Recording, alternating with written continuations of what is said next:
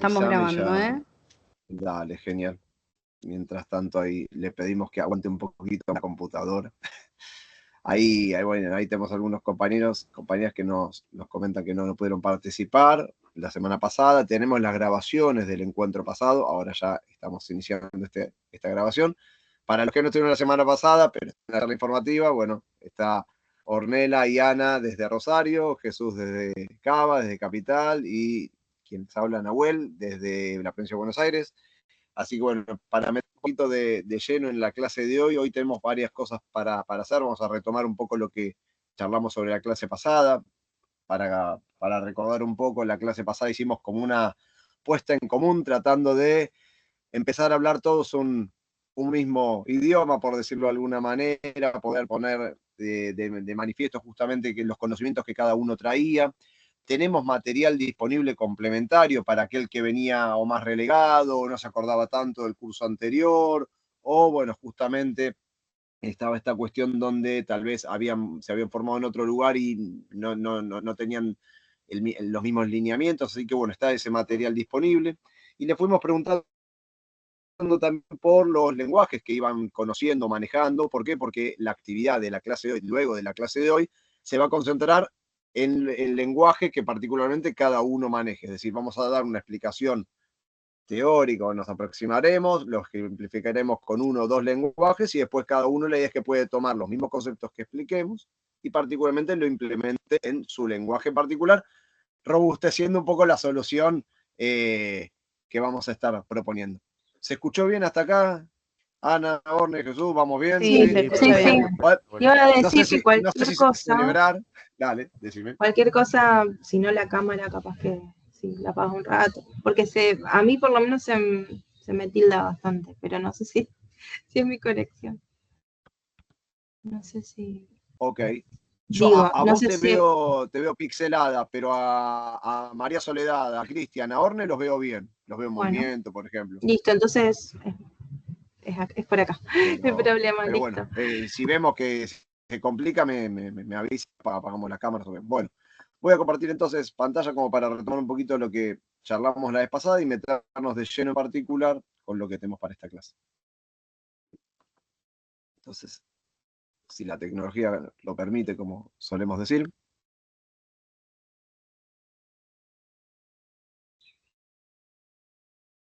Allá vamos. Cuando ustedes me digan que se está viendo la presentación que dice Testing 2, clase 2, avanzamos. Si no, apago la cámara, total, ya me vieron. Todavía no. Bueno, yo apago la cámara.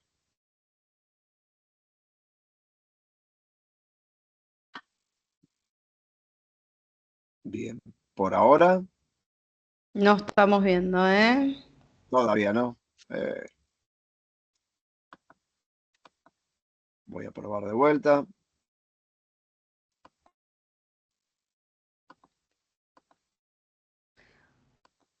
Bueno, en el mientras tanto, ya que se siguen conectando gente, solo tuve 25 entregas, lo vuelvo a decir.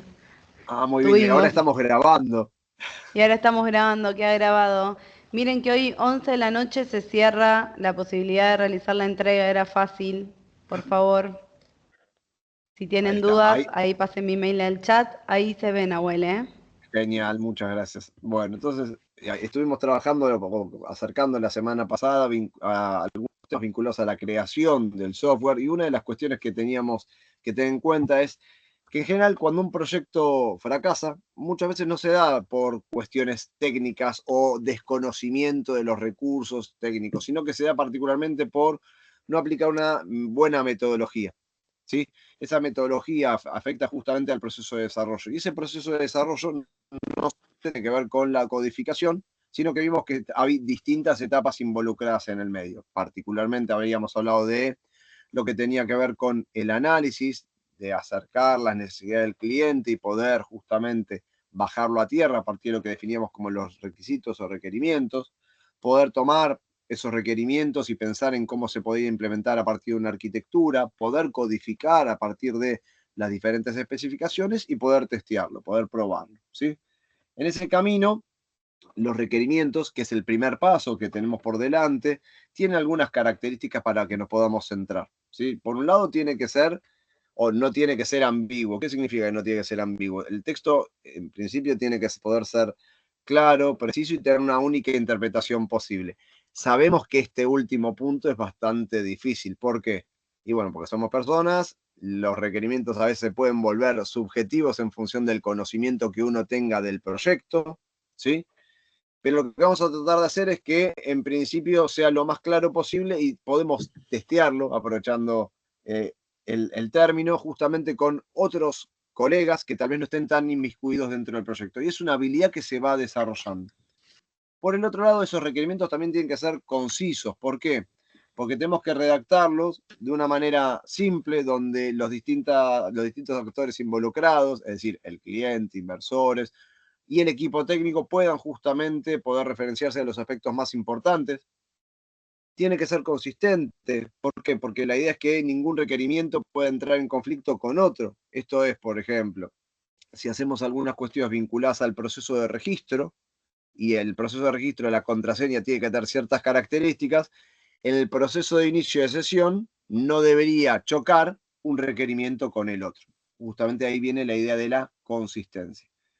Tiene que ser completo, porque una de las cuestiones que tenemos que tener, porque es uno de los primeros pasos que trabajamos en el mundo del testing, es que toda la información debe estar disponible. No debería yo tener que ir a buscar información a diferentes anexos o ir a tocarle la puerta o el timbre a otras personas para poder entender a qué se refiere, sino que justamente toda la información tiene que estar en el mismo documento.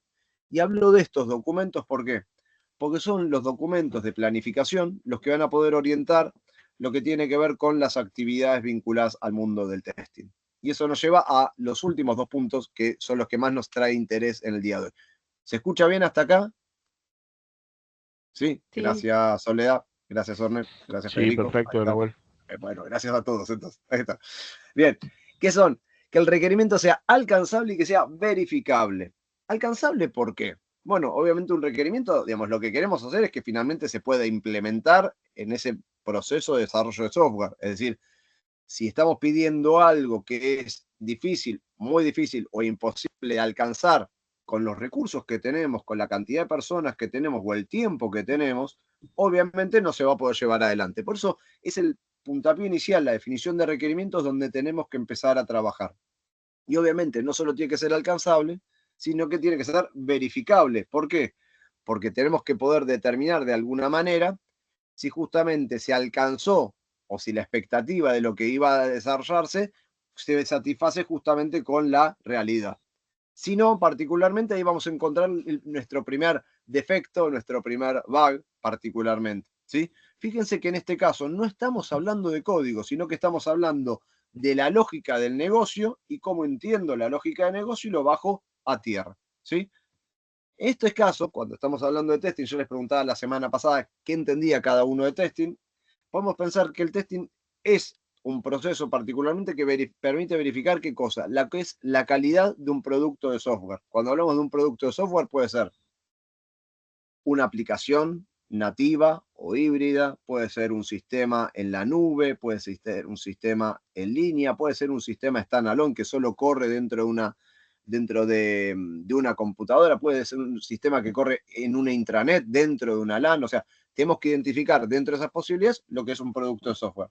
¿Y cuál es la idea? Permitir identificar lo que son posibles fallos en la implementación y particularmente la usabilidad del sistema.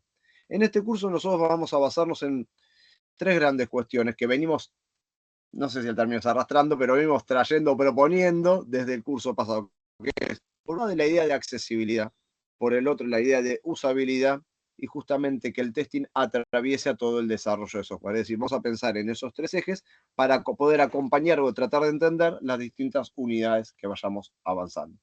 Y básicamente, ¿por qué probamos? Bueno, obviamente porque el software por ahora lo hacen personas, en algunos casos lo hacen los LLMs, es decir, plataformas como Cursor, ¿sí? Cursor está basado en ChatGPT o, por ejemplo, Copilot, está bien, que a partir de requisitos elaboran software. Fíjense que en este caso ya empieza a participar otros actores sociales, porque ya directamente no solamente participan actores humanos, sino que participan, por ejemplo, personas que elaboran requerimientos, y justamente tenemos que validar que el código atiende esos requerimientos. ¿Y qué pasa cuando me pisa código que yo había escrito? Bueno, son decisiones que uno tiene que tomar al momento de implementar o utilizar, por ejemplo, recursos de inteligencia artificial. Por otro lado, también muchas veces probamos, ¿por qué? Porque en el proceso de desarrollo de software estamos, diría, no sobre el proceso de desarrollo de software, creo que en cualquier trabajo hoy en la actualidad, estamos tensionados o estresados por distintos tiempos o distintas cuestiones, ¿no? En ese sentido, muchas veces el tiempo no alcanza para verificar todo el funcionamiento, por eso necesitamos justamente probar. Y porque es una forma de demostrar que particularmente los diferentes programas, sistemas, plataformas, software en general que generemos, no van a tener fallas y van a hacer lo que en principio dicen esos requerimientos. Por último, pero no menos importante, por una cuestión de costos, porque es más barato justamente encontrar fallos, defectos en las primeras etapas que justamente cuando el software está terminado. Esto podemos avanzar y me voy con una imagen particularmente que, digamos, ilustra puntualmente lo que son las distintas etapas que comentamos la clase pasada. Los requerimientos, el diseño, que involucra justamente la cuestión de la solución y la arquitectura, la codificación, es decir, formalmente el proceso de desarrollo, las pruebas y el mantenimiento. Y lo que tenemos en cada una de estas etapas justamente representan, en este caso, vamos a pensar que son monedas que tienen un valor simbólico, un valor significativo dentro del proyecto, pero representa un poquito la imagen que si detectamos problemas, diferencias, distancia entre lo que el cliente necesita y lo que nosotros estamos planteando ya en los requerimientos, eso va a tener un costo ínfimo. ¿Por qué? Porque, digamos, si bien es solo texto que estamos generando, es mucho más económico porque hay menos personas involucradas. A medida que vamos avanzando en el desarrollo de software, lo que nos vamos a encontrar es que cuanta más tiempo haya pasado, más gente involucrada, más decisiones se hayan tomado, eso es lo que está representando justamente la cantidad de monedas, en este caso de plata, que tenemos en cada uno de los casos. Sandra ahí pregunta algo en el chat que se me pasó rápido. A ver, te voy a intentar recuperar. Creo que decía algo de si la gente de testing solo participaba. Ahí está, dice, tengo una duda. No, perdón, esto es del trabajo que entregaron. A ver si llegan todos los mensajes juntos. Si no, alguno...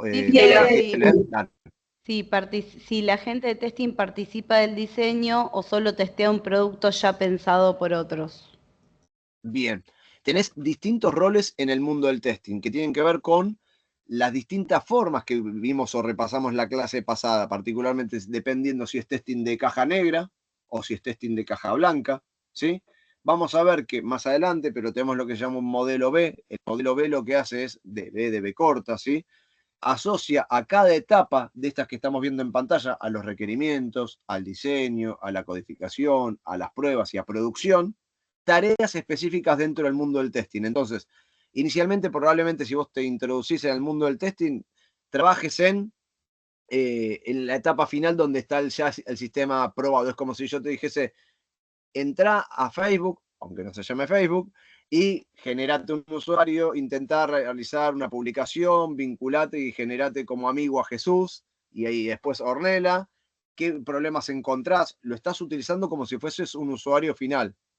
Pero ese es uno de los roles posibles dentro del mundo del testing, ¿sí? Justamente los distintos, digamos, roles en el mundo del testing están vinculados con cada etapa, o sea que necesariamente están puntualmente trabajando con los requerimientos, con el diseño, con la codificación. Hay pruebas específicas que se hacen en cada uno de esos casos, ¿sí? Por lo menos para ir a las consultas que habían surgido, en este caso creo que de parte de Sandra. ¿Está bien? Bien. Dicho esto, vamos a empezar a hacer algo, a ponernos en movimiento y empezar justamente con lo que se conoce como testing de caja blanca. ¿La idea cuál es? Con alguna función, algún requerimiento sencillo, que creo que podemos entender todos y no recae en una complejidad matemática importante, la idea ¿cuál es? Es escribir una función en el lenguaje que quieran, yo voy a hacerlo en 2 lenguajes, ¿sí? Que pueda tomar 2 números como entrada, o como argumentos, o como parámetro, depende cómo lo llamemos en cada lenguaje, y pueda devolver el resultado de su suma. Y la idea es poder escribir lo que se denomina una prueba unitaria. ¿Qué es una prueba unitaria? Una prueba unitaria es el primer acercamiento que tenemos dentro del mundo del testing a cómo se vincula el código justamente con la forma de probar ese código. ¿Está bien? Entonces lo que yo voy a escribir rápidamente, y para eso voy a dejar de compartir, espero que no demore mucho, y voy a volver a compartir. Voy a compartir desde un blog de notas para que sea lo más sencillo posible. Y ahí, si no se entiende o hay alguna cuestión, la vamos charlando. Pero en este caso voy a hacer un pequeño programa que podría ser en C o en C++. ¿Sí? En este caso lo que estoy haciendo es incluir los headers o las herramientas que voy a estar utilizando, el listado de herramientas que voy a estar utilizando. Y particularmente en C o en C++, tenemos lo que se llama una función main, una función principal. Si estuviese trabajando en Python, no necesitaría puntualmente generar esa función principal. ¿Se está compartiendo la pantalla? Sí, ¿le querés poner un poquito más de zoom o ¿Tamaño? agrandar? Sí, claro. Sí, para que se vea un poquito más claro, más allá que lo estás explicando. Está bien, lo vamos a poner en... Tengo miedo si se hace demasiado grande. A ver, ahí, ¿qué tal?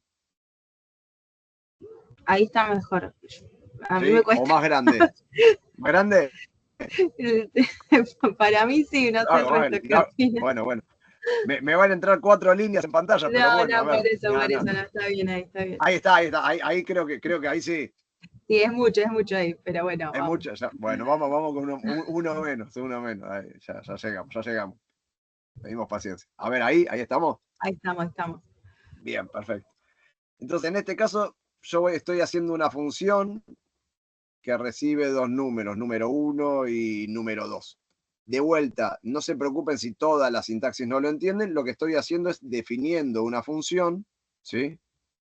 Y obviamente lo que quiero hacer con esta función no es ni más ni menos que devolver el resultado de la suma. Entonces voy a declarar una variable que se llame resultado y decir que número 1 más número 2 es igual al resultado, y retorno o devuelvo el resultado, ¿sí? Esto es bastante parecido, la sintaxis, digo, si alguno sabe JavaScript, hemos visto que también están con Java, es bastante parecido, nada más que van a encontrar, en vez de ser una función suelta, sería un método dentro de una clase. Podemos hacer algunas variantes en ese sentido. Bien, hasta acá más o menos se entiende que, digamos, lo que hace esta función, que toma 2 números que me están pasando, hace la operación aritmética, es decir, la suma, lo guarda en una variable y devuelve el resultado. No hace ninguna cosa extraña, ¿ok? ¿Vamos bien hasta acá? Y dicen que sí. Ok, perfecto. Bien, obviamente después, cuanto más pasitos podamos ir sumando, mejor, como para poder después complejizarlo. Y si yo tuviese en este caso que llamar a una variable, a la función, lo llamaría, no sé, suma 3,5, y el resultado, por ejemplo, sería, si lo hacen en Python sería un print, en este caso sería un printf, no importa, acá le estoy poniendo esto. Esto simplemente es para que me diga que el resultado es 8, si todo fue bien, si hice la cuenta bien, pero no me quiero focalizar en el código fuente en particular, sino que me quiero focalizar justamente en lo que se llama la prueba unitaria, test unitario y unit test. Son distintas formas de nombrar a la tarea que vamos a llevar adelante.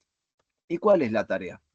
Es generar una función, en este caso se llama test, en un acto de creatividad, y lo que va a hacer la función test es devolver, vamos a poner acá, devuelve 0 si salió todo bien, y estos son comentarios, devuelve distinto de 0, vamos a poner así, distinto de 0, si encontró un bug, ¿sí? Es decir, que lo que vamos a tratar de hacer es testear justamente el comportamiento de esta función, que uno a simple vista diría, bueno, ¿qué problemas te puedes encontrar con la función? Bueno, hagamos de cuenta que yo no soy la misma persona que acaba de hacer la función suma, sino que en este caso lo pongo de ejemplo porque la veo por fuera de Orne y la veo a Soledad, así que la veo a Soledad ahí y digo, Soledad hizo la función suma y Orne hizo la función resta, ¿sí? Y Jesús hizo multiplicación y Ana división.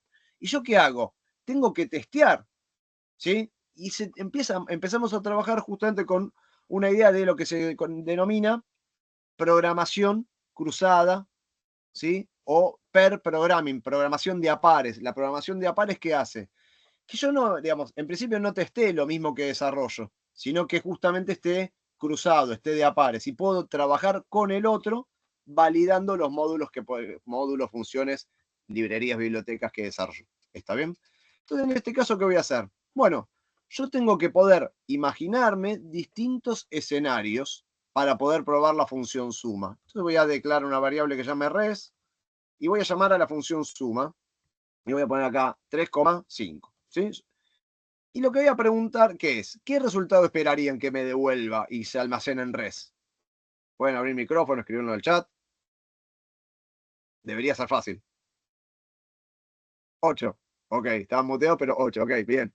Bueno, obviamente, entonces, ¿cuándo voy a encontrar un bug en la función suma? Si yo le paso 3 y 5, ¿cuál es el resultado esperado? El resultado esperado es 8. Por lo tanto, un bug va a presentarse cuando el resultado sea distinto o diferente de 8. Entonces yo voy a escribir eso. Voy a decirle if res es distinto del resultado esperado, es decir, es distinto de 8, lo que voy a hacer no es ni más ni menos que decir, por ejemplo, tengo que declarar una variable para justamente, vamos a ponerla acá, cómo salió. En un acto de creatividad le vamos a poner que cómo salió todo bien. Y acá le voy a poner cómo salió es igual a 1. 1 me está representando que justamente no salió bien. ¿Está bien? Acá me lo puse como comentario. 0 es porque salió bien, distinto de 0 es porque no salió bien. Ahora la pregunta que yo les hago es la siguiente. Yo acabo de sumar dos números. Creo que todos estamos de acuerdo con eso. ¿Sí? La pregunta es, ¿es el único escenario el cual yo me puedo encontrar? No. Soledad dice que no. Ana dice que no. Perfecto. Ok, ahí Georgina, Federico dicen que no. Bien. ¿Qué escenarios puedo imaginarme? ¿O qué escenarios se pueden imaginar? Pueden abrir micrófono también, así los escuchamos, no hay problema. Ok, Federico dice que te pasen algo diferente a un entero. Ok, bien. Acá Shirley pregunta, ¿vamos a trabajar en C o en JUnit Framework para Java? A ver, ¿la idea cuál es? Yo voy a estar mostrando un ejemplo en C y en C++, y otro día voy a mostrar un ejemplo en Python, y otro día voy a mostrar un ejemplo en Java. La idea es que puedan ustedes tomar esto de base, ¿para qué? Para en función del lenguaje o los lenguajes que quieran utilizar, puedan trabajar primero pruebas unitarias, vamos a decir, en forma artesanal, como la estamos haciendo, las estamos creando, ¿está bien? Luego, ¿qué es lo que vamos a pedirles? O vamos a proponerles que puedan utilizar distintos frameworks. ¿Cuáles? Les vamos a proponer distintos y en función del lenguaje y la aplicación, cada uno podrá explorar eso. Y les vamos a tratar de dar soporte en función de eso. Esa es un poco la idea, Shirley. Perfecto, ¿Está bien? gracias. Perfecto. Bien. Bien. Por ejemplo, no hay, digamos, pueden usar los frameworks que quieran. En esta primera actividad que estamos tratando de hacer, la idea es que la hagamos a mano. ¿Por qué? Porque si no tenemos doble dificultad. Y un buen paso en cualquier estrategia que uno quiera hacer es, viste que en una función que le pedís que haga. Y en principio le pedimos que haga una cosa y que la haga bien. Ok. Entonces, si estoy aprendiendo a hacer pruebas unitarias, ¿qué hago? Las hago a mano, la primera, la segunda vez, ¿sí? Y después sí que puedo jugar. Bueno, puedo empezar a incorporar distintos frameworks o herramientas externas para poder desarrollar esas pruebas unitarias, ¿sí? ¿Por qué? Porque me brinda más seguridad, me permite estructurar, me permite documentar, ¿sí? Acá estamos yendo a lo conceptual. Si entendemos lo conceptual, sumamos herramientas que posteriormente, habiendo entendido lo conceptual, me permitan justamente llevar adelante el trabajo de una manera más simple. ¿Está bien? En función del lenguaje que cada uno tenga, o quiera, o sepa, justamente la propuesta es poder explorarlo. ¿Ok? Entonces, en este caso, ¿qué es? Bueno, decían, por ejemplo, que me pasaran números que no sea, perdón, que me pasaran algo que no sea un número. Ok, bien. Que me pasaran algo que particularmente sea un número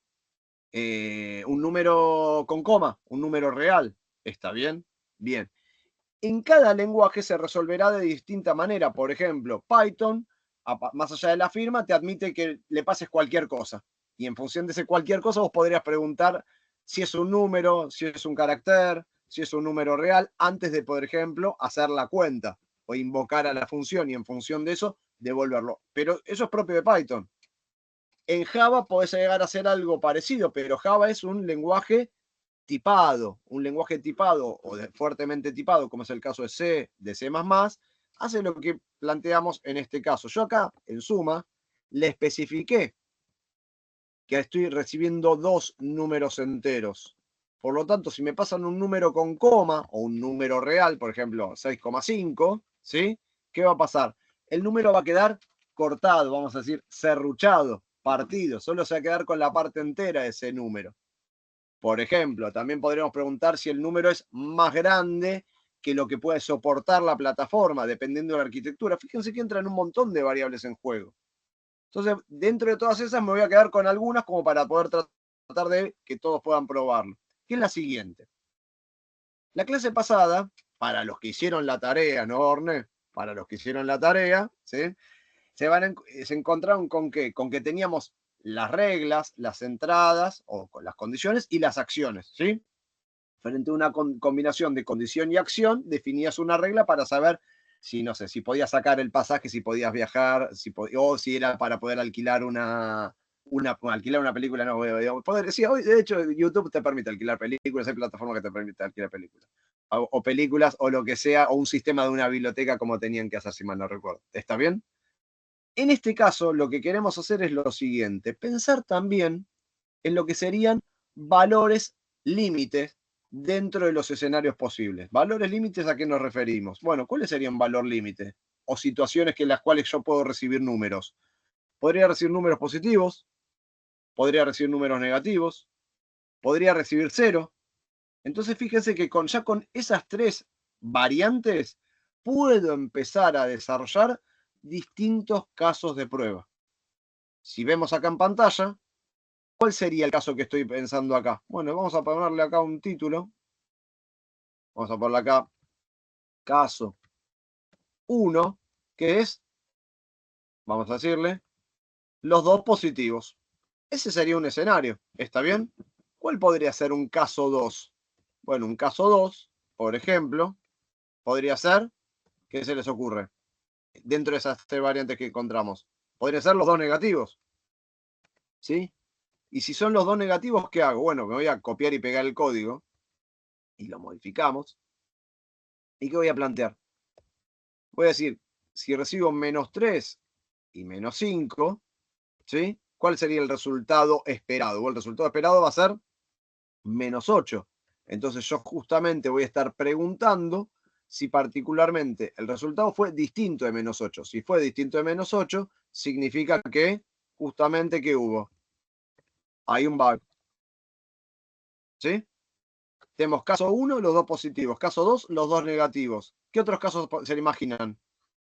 Abran el micrófono, así los voy leyendo y no voy pasando en pantalla, dale. Les voy conociendo la voz, aunque sé.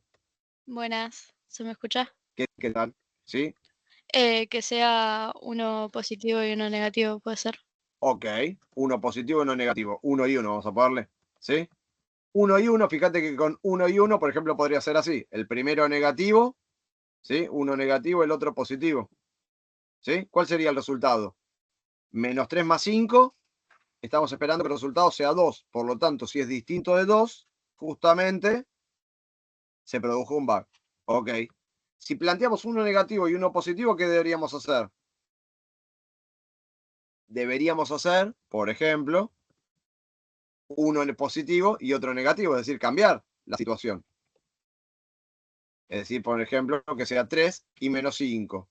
Si es 3 y -5, el resultado esperado debería ser -2. Entonces pregunto si el resultado fue distinto de -2. Bien. ¿Algún caso más? ¿O con eso alcanza? Ahí Mati decía, o viceversa, perfecto. Uno positivo y el otro negativo, ahí te leí. Facundo tiró ahí, perdón, porque lo leo recién, el 0. ¿Qué pasa con el 0, Facundo? ¿Lo tenemos en cuenta? ¿No lo tenemos en cuenta? ¿Por qué lo tenemos en cuenta? Ponerlo como 2 ceros. Ok. Bueno, entonces, ¿qué daría? En teoría daría 0 si devuelve algo distinto. Ok, entonces vamos a decirle los dos 0. Es decir, ponerle 0 y 0. ¿Está bien? Ajá. Y si es distinto de 0, hay un bug. ¿Está bien? Bien. ¿Algún otro caso? Estamos haciendo varios, ¿no? Dale. ¿Qué otro caso se les ocurre? Asegurarnos de que sean números. Ok, asegurarnos que sean números. En este caso, como es el lenguaje en C en particular, que es un lenguaje tipado, ¿sí? Eso podemos asegurarlo ya desde la entrada y se hace previo a esto, ¿sí? En el caso de Python tendríamos que llamar justamente alguna función.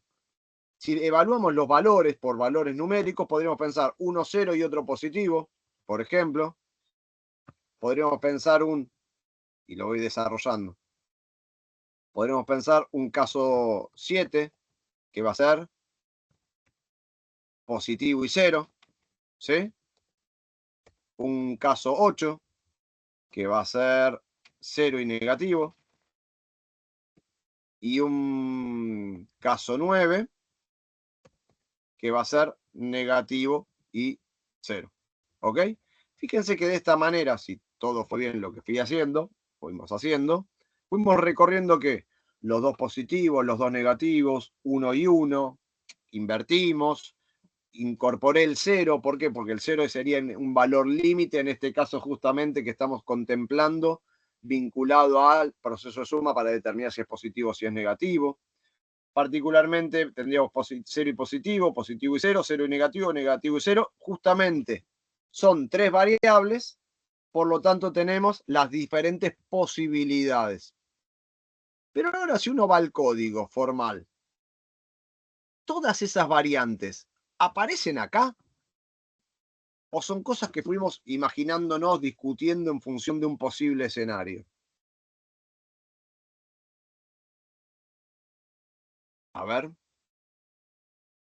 Bueno, particularmente lo que nos está pasando, que es que nuestra línea de código es muy sucinta, es muy cortita, ¿sí? Lo que hace la función. Y lo que estamos tratando de validar son distintos casos que son significativos para el tipo de problema que tenemos que resolver nosotros, ¿sí? Por ejemplo, yo podría decir, mira, solo voy a sumar valores positivos. Entonces, podría haber utilizado acá garantizar que sean mayores que 0 antes de poder hacer la cuenta, por ejemplo, ¿sí? Son distintas variables o distintas variantes que tengo.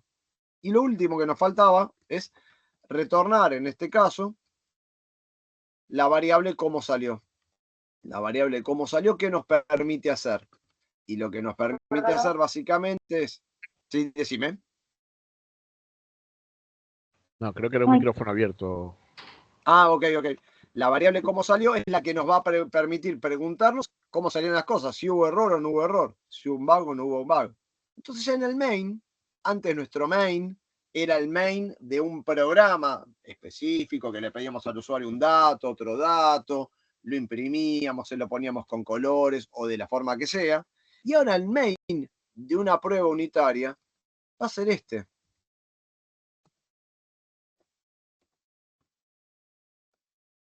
Donde digamos if r es igual a 0, o distinto de 0, mejor dicho. Distinto de 0, le ponemos por ejemplo acá.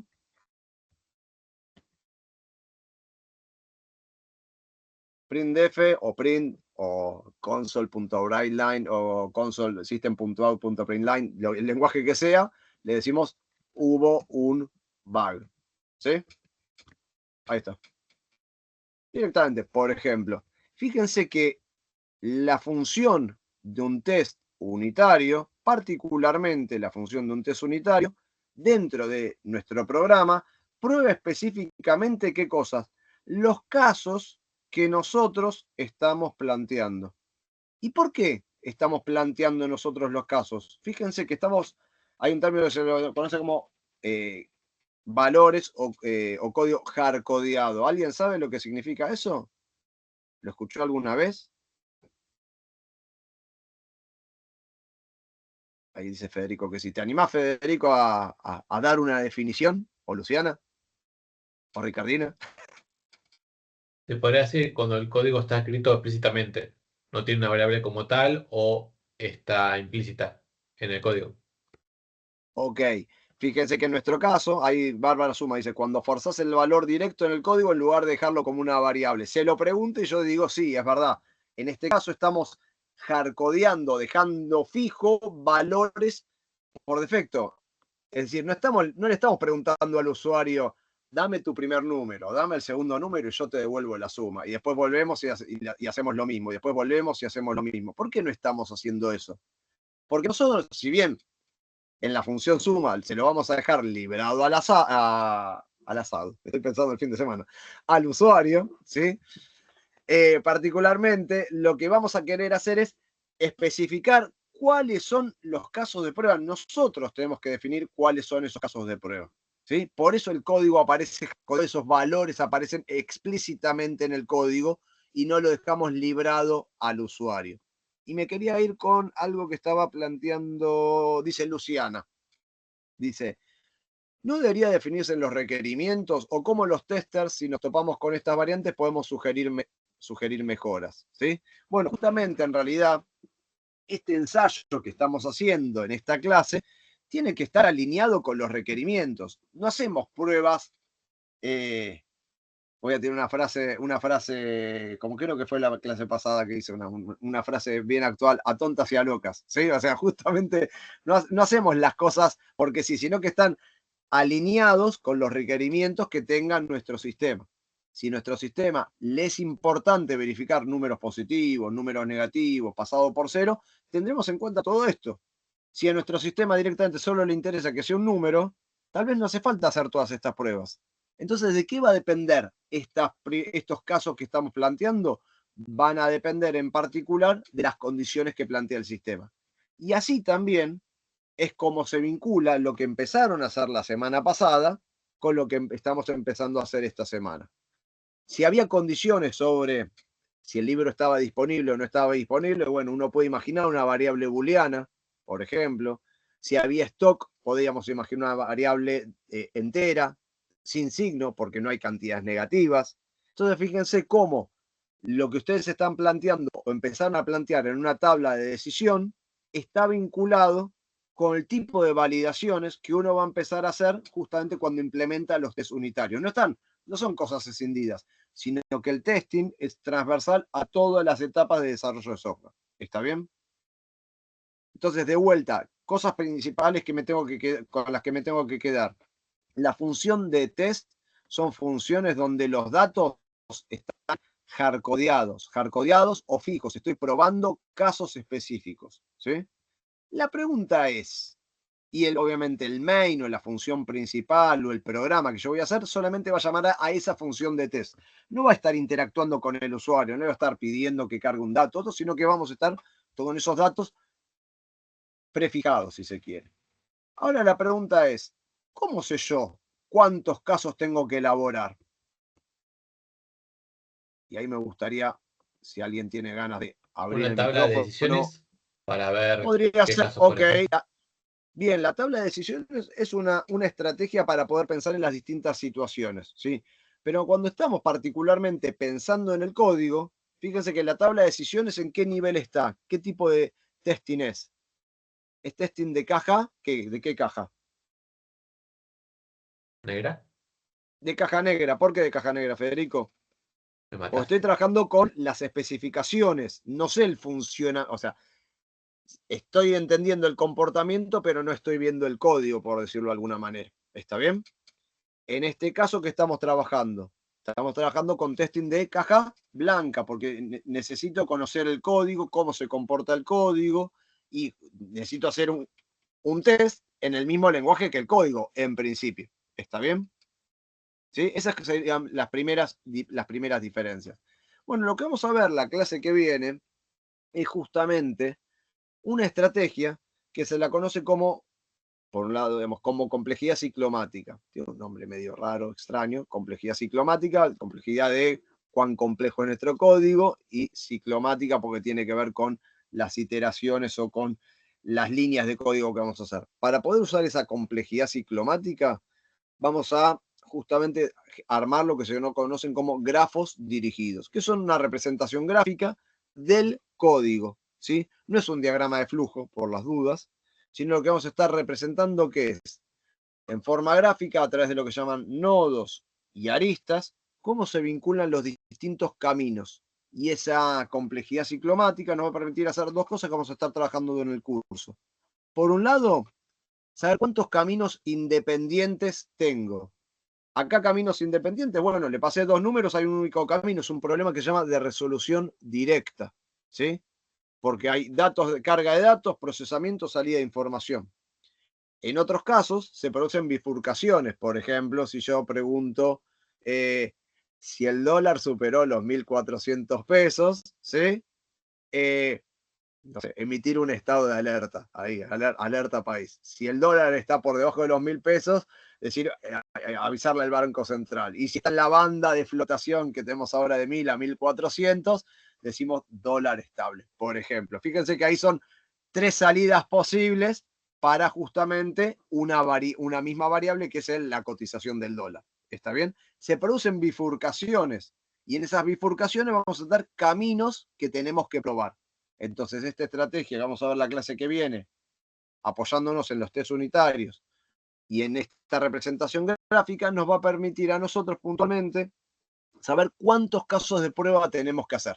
En vez de hacerlo tanteando o imaginando los positivos, los negativos, mezclándolos, pasando por cero, vamos a tener herramientas que nos permitan en particular saber cuántos casos de prueba tenemos que hacer. Esa sería la primera cuestión que vamos a usar como parte de esa herramienta. La segunda que vamos a hacer es cuándo un código tiene que refactorizarse. ¿Saben lo que es refactorizar un código? Aquellos que estuvieron ya trabajando en distintos lenguajes. Bueno, refactorizar un código tiene que ver con mantener el mismo comportamiento, ¿sí? Pero optimizar o mejorar justamente su desarrollo. Por ejemplo, que consuma, refinarlo, podría ser, bien, Sandra. Facundo propone rehacerlo, Luciana propone mejorarlo. Justamente tiene que ver con que siga cumpliendo con las mismas especificaciones, pero por ejemplo, que sea más fácil de mantener, o que sea más fácil de escalar, o que utilice menos recursos, o que si hace una iteración, que un for, o un while, o un do while, un for each, no importa, que dé menos cantidad de vueltas para poder hacer lo mismo, por ejemplo. Para eso justamente también nos va a servir la complejidad ciclomática, para tener un masomenómetro, si se quiere decir, a ver, cuán alejado estoy de que este código sea difícil de ser testeado, o fácil de ser testeado, o difícil de ser mantenido, ¿sí? O difícil de ser escalado. Bueno, nos va a dar un valor y en función de ciertas reglas justamente vamos a poder imaginar eso. Entonces, dejo de compartir para contarles un poco qué es lo que vamos a pedirles o proponerles que hagan durante la semana, más allá de las tareas pendientes de la clase de hoy. Sí, o por lo menos lo que tenían. Sí. Corto, voy pasando asistencia por el chat. Dale, así la voy marcando también. Gracias, Orne. Bien. Deme un segundito. Ahí está, genial que esté. Yo les voy a pedir, ya dejé de compartir, entiendo que sí, voy a compartir nuevamente.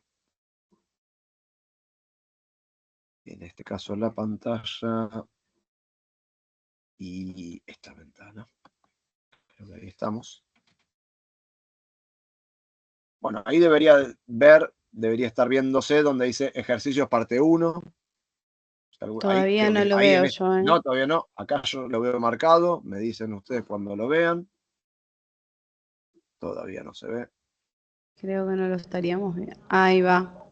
Ahí va. Ahí va, sí. ¿Sí? Bien. ¿La idea cuál es? La idea es la siguiente. En el lenguaje que ustedes quieran, pueden hacerlo más de uno. Es decir, si manejan, no sé, pongo un ejemplo. Manejan Python y manejan JavaScript. Bueno, anímense a hacerlo, les propongo que por lo menos lo hagan en uno, ¿sí? Si lo pueden hacer en más de un lenguaje, porque maneja más de un lenguaje, más que bienvenido si lo ponen ahí un poquito en práctica. Pero la idea es la siguiente. Traigo recuerdos de la escuela primaria, ¿sí? ¿Se acuerdan cómo los triángulos que podían ser escalenos, isósceles, equiláteros? ¿Se acuerdan de eso? Federico dice que sí. Ok. Por fuera de Federico, ¿el resto se acuerda? Sí, no. Mazo. Más o menos. Más o menos. Bueno, vamos a ponerlo de una manera sencilla. Vamos a repasar, ¿sí? Hacemos clase de apoyo. A ver, escaleno, ¿qué es? Un triángulo escaleno es aquel que tiene los tres lados desiguales, justamente, o diferentes o distintos. ¿Está bien? ¿Sí? No compliquemos ya, Federico. No compliquemos. Bien. ¿El isósceles qué es? El isósceles es un triángulo que tiene un par de lados iguales. Es decir, podría ser el lado 1 y el lado 2, o el lado 2 y el lado 3, o el lado 1 y el lado 3, por ejemplo. ¿Sí? Son como tres posibilidades. Y el triángulo equilátero es aquel triángulo que tiene los tres lados iguales. Es decir, el lado 1 igual al lado 2 igual al lado 3. O pónganle el nombre que quieran. ABC. No le pongan ABC porque si no es como medio difícil de saber qué está representando la información, ¿no? Le ponemos los nombres a las variables que sean representativos del problema que tenemos que resolver. Entonces le vamos a pedir que hagan dos cosas. La primera es que hagan la función determinar triángulo, es decir, que hagan una función que devuelva si es isósceles, si es escaleno, si es equilátero, y luego de haber hecho la función, puedan resolver el test unitario para la función determinar triángulo. ¿Está bien? De vuelta. Son dos cosas que forman parte de la misma tarea. La primera es hacer una función que se llame determinar triángulo. Si le cambian el nombre a la función, no nos vamos a enojar, pero sí nos vamos a ofender. ¿Está bien? Porque en principio podríamos decir que recibe tres valores, que son el lado 1, el lado 2 y el lado 3, y nos devuelve si es escaleno, isósceles o equilátero. ¿Sí? Son los tres posibles triángulos que tenemos. ¿Está bien? Luego hay que hacer la función test. ¿Está bien? El test unitario de esa función determinar triángulo. ¿Hasta ahí vamos bien? Ese es como el obligatorio. ¿Está bien? Y ahora les vamos a dejar un optativo o desafío para aquel que le resulte sencillo, fácil, lo hizo en 20 minutos, se dijo, al final era cortita la tarea, ¿sí? Bueno, les dejamos un desafío adicional. El desafío adicional es el siguiente. Yo le paso tres lados, ¿sí? Esos tres lados, ¿siempre son un triángulo?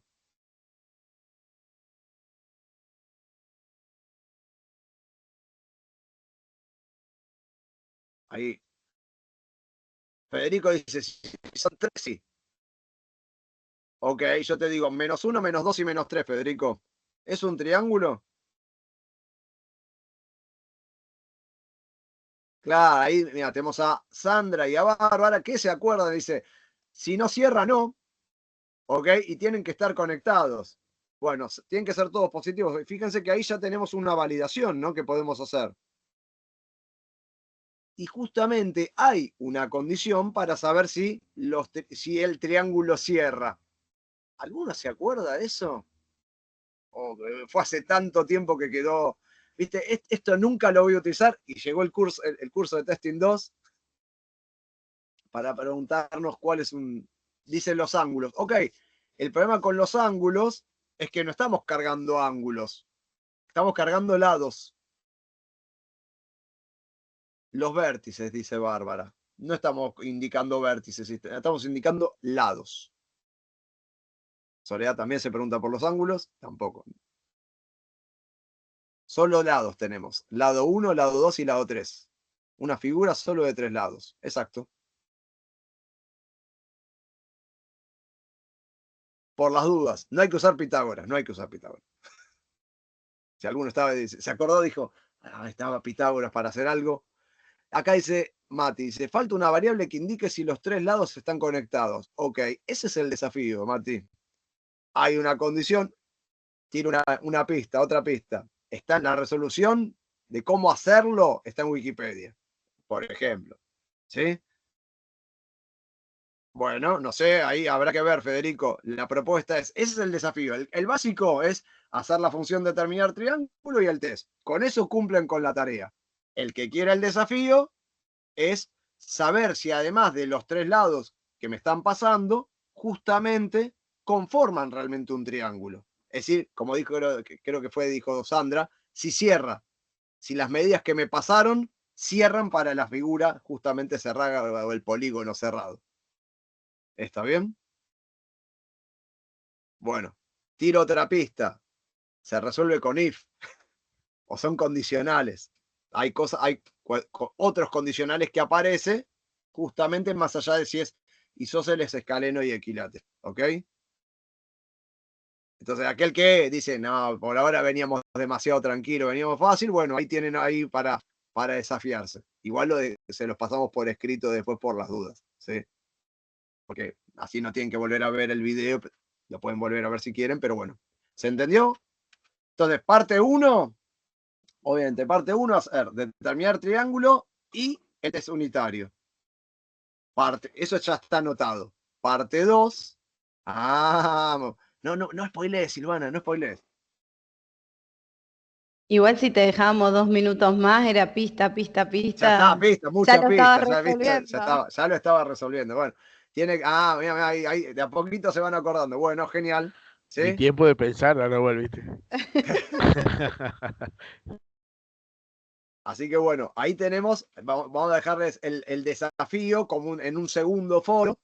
Ese desafío no es obligatorio, es para justamente desafiarse. ¿Sí? Dicen, bueno, el primero resultó fácil, lo hice fácil, quiero hacer un poquito más, bueno, puedo mejorarlo y obviamente desarrollar habilidades un poquito más profundas vinculadas al desarrollo y al test. Lo pueden hacer el lenguaje que quieran. ¿Sí? Después lo revisamos y si tenemos dudas les preguntamos. Pero si no, en principio lo pueden hacer el lenguaje que nos dijeron que sabían. ¿Ok? Bien. ¿Dudas, preguntas, consultas? Dejo de compartir. No queremos... a ver, por las dudas y solo para dejarlos un poco más tranquilos. ¿Sí? Esto va a ser lo más complejo matemáticamente que vamos a desarrollar. ¿Está bien? ¿Sí? Digamos, como para... La consigna, van a tener la consigna en 2 foros. El primer foro va a estar vinculado a determinar triángulo, eso lo habilitamos, y el segundo todavía no está escrito, ahí se los pasamos después por escrito. ¿Está bien? Dice Mati, los que no sabemos el lenguaje, ¿podemos hacerlo en un blog de notas? Sí, la idea es que en realidad vos conozcas algún lenguaje de programación, Mati. Por eso, digamos, eso fue un poco lo que fuimos planteando en el cuestionario y particularmente en lo que, digamos, en lo que les pedimos en el foro la semana pasada. Sí. ¿Se me escucha? Sí. Voy a pasar el blog de notas que estuvo explicando el ejemplo en clase. O sea que Sí, yo claro. tengo capacidad visual y quisiera revisar bien. Sí, claro, Y Evelyn. otra cosa, no puedes encontrar el formulario de asistencia, se me perdió en el chat, no Okay. pude encontrarlo. Ahí ya lo compartimos. Ahora lo compartimos nuevamente. Ahí lo acaban de compartir. Si tenés alguna dificultad, avísanos que lo vemos. ¿Ok? Sí, vamos a compartimos, bueno, tanto la presentación como particularmente el código. ¿Está bien? En general solemos hacer así. Sí, podés hacerlo con pseudocódigo, podría ser con PCInt, podría ser con,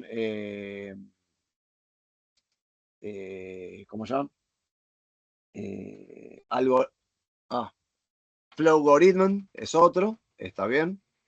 Pero bueno, obviamente armar un test unitario va a ser difícil hacerlo más en pseudocódigo. Obviamente, te suma poder pensarlo, sí, claro, pero la propuesta es justamente hacerlo conociendo ciertos lenguajes y vamos a usar justamente distintos lenguajes en las clases siguientes. Sí, Verónica. ¿Cómo estás, profe? Yo tengo una pregunta, volviendo un poco atrás, lo de revisar el código, ¿viste? Sí. O sea, yo estoy del lado del tester, obviamente, pero sí. cuando participo en las dailies y todo eso, veo que preguntan sobre test unitarios, que la verdad no tengo mucha idea de eso, y Ajá. siempre están como que estamos al 80% o al 90%, y yo me pregunto de qué. Capaz vos me puedes responder. Bueno, ahí, a ver, por ejemplo, imagínate que vamos a hacerlo en algo sencillo. Recién planteamos 9 casos, imagínate que fuesen 10 casos, ¿está bien? Sí. Sí, para hacer cuentas sencillas. Bueno, vamos a decir que 8 de esos 10 casos no produjeron bug. ¿Está bien? Bien. Entonces, ¿qué está? Que tu código, en principio, atiende al 80% de las situaciones o de los caminos que se propusieron o se analizaron como casos de prueba. Y todavía hay, por ejemplo, 2 casos o el 20% que están resolviéndolo. ¿Está bien? Bien, bien. Claro, ahí dice Federico, de los test totales. En ese caso, digamos, en este caso lo estamos pensando si fuese un solo módulo. Si tenés un montón de test, porque tenés un montón de funciones, imagínate, no sé, si fuese una calculadora, tendrías la de suma, la de resta, multiplicación, división y potencia, ponele, si querés, o una calculadora científica. Una función por cada una. Tendrías de la cantidad de test totales, como dice Federico, cuántos ya cubrieron de las especificaciones que están trabajando en ese sprint, por lo que me estás diciendo. Claro, ¿Está bien? No del total, sino de los desarrollados en ese sprint que están asociados con las funcionalidades que se pusieron de acuerdo que iban a atender en estas 2, 3, 4 semanas a lo sumo. Bien, perfecto. ¿Sí?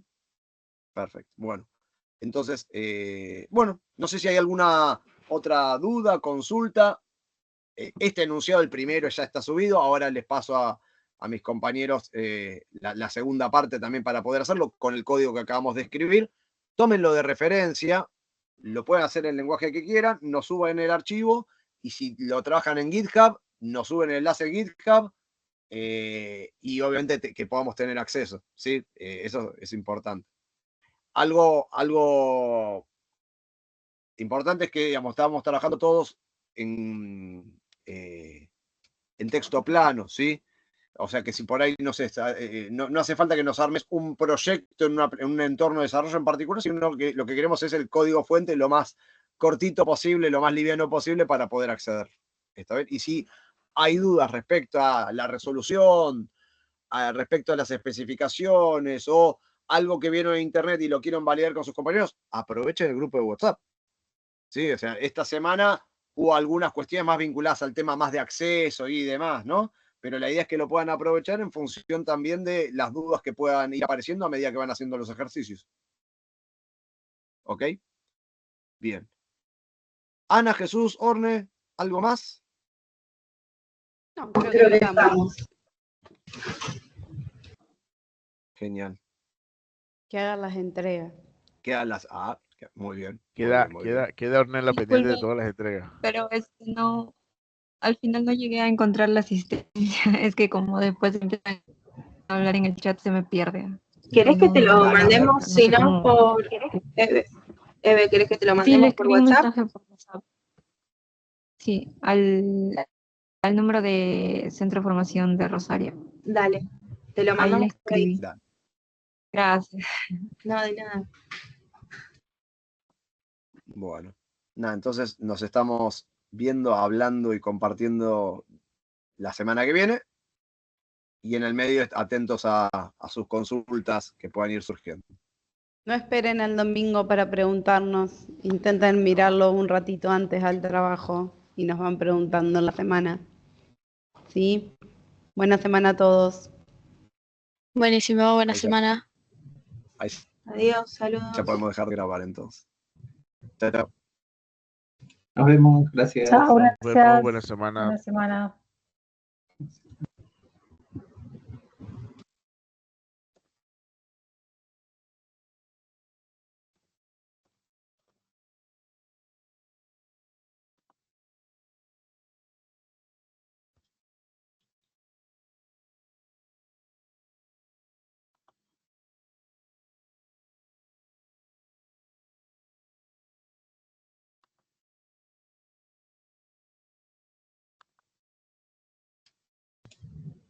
¿La abuelo vos nos estás esperando? ¿O